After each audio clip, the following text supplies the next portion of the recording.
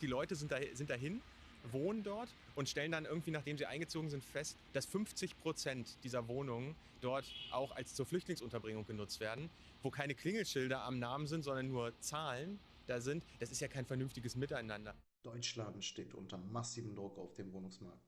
Allein in Berlin fehlen laut aktuellen Schätzungen Zehntausende Wohnungen, während gleichzeitig immer mehr Menschen in die Städte ziehen. Steigende Mieten, knapper Wohnraum und wachsende soziale Spannungen treffen hier aufeinander.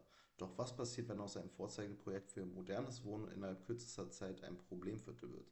Genau das schauen wir uns jetzt an. Die junge Freiheit hat dafür ein super Video hochgeladen, was bereits vor einigen Monaten erschienen ist. Viel Spaß! Menschen, die hier geboren sind und 80, 90 Jahre alt wurden, sind hier schon weg, weil hier die Lage nicht mehr zu ertragen ist. Herr Badem ist einer, der geblieben ist. 2 Kinder, 5 und 3 Jahre alt, Taxifahrer.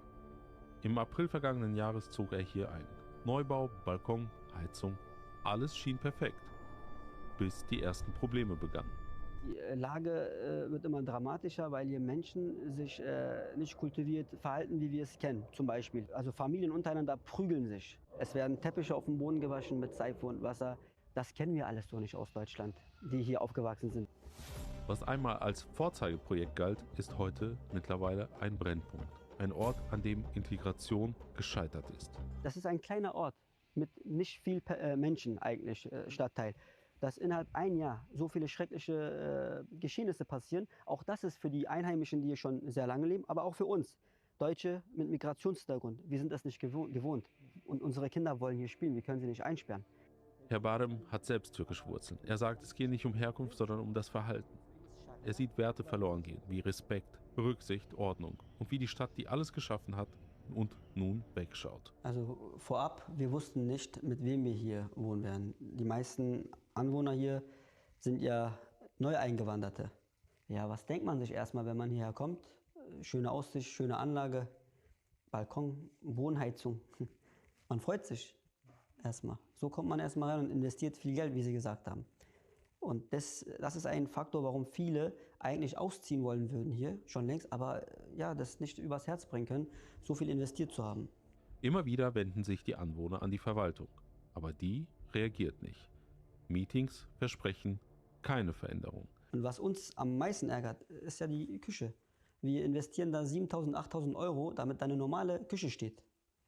Die bekommen einfach von Ikea vorbestellt. Wenn die in die Wohnung reingehen, steht da die Küche schon, gratis. Wir haben die Wohnungsbaugesellschaft Stadt und Land mit den Vorwürfen der Anwohner konfrontiert. Leider haben wir bis heute keine Antwort erhalten. Die Polizei hat uns die aktuellen Zahlen genannt und sie zeichnen ein klares Bild. Seit 2020 sind die Fälle von Körperverletzungen im Umfeld des Wohngebiets um 82% gestiegen.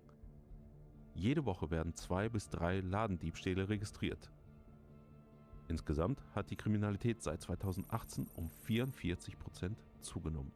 Ja, ein einjähriges Kind aus dem Balkon gefallen und ich habe ja schon, gibt's auch, ja. Es wurde auch islamische Predigt gemacht, letztes Jahr im Sommer noch. Erst als Herr Badem sich an die AfD wendet, bekommt er eine Antwort.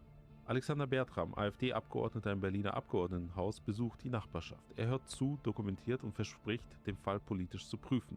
Die Leute sind dahin, wohnen dort und stellen dann irgendwie, nachdem sie eingezogen sind, fest, dass 50% dieser Wohnungen dort auch als zur Flüchtlingsunterbringung genutzt werden, wo keine Klingelschilder am Namen sind, sondern nur Zahlen da sind. Das ist ja kein vernünftiges Miteinander. Die landeseigenen Baugesellschaften sind verpflichtet, 50% ihrer Wohnungen für den sozialen Wohnungsbau bereitzustellen. Mit einem Wohnberechtigungsschein werden dabei Sozialhilfeempfänger und Bürgergeldbezieher bevorzugt behandelt. Zum einen großen Teil handelt es sich bei diesen Personen häufig um geduldete Asylbewerber. Das ist natürlich lukrativ da auch, ne? Die kriegen da ordentlich Geld vom Senat dann dafür auch. Das ist übrigens auch ganz oft bei den Flüchtlingsunterkünften so. Die Betreiber, für die lohnt sich das halt einfach. Tatsächlich hat die Stadt Berlin mit 2 Erstaufnahmeeinrichtungen wie Tegel und Tempelhof in der Vergangenheit tausende Flüchtlinge aufgenommen. Auf dem Höhepunkt der jüngsten Flüchtlingskrise nahm die Stadt über 84.000 Asylbewerber auf. Für eine Stadt, die bereits stark unter Wohnraummangel leidet, eine Katastrophe. Doch der Berliner Senat zeigt wenig Einsicht und setzt stattdessen auf Zwangseinsiedlung. Also ich habe das ganz große Gefühl, dem Senat ist das große Flüchtlingslager in Tegel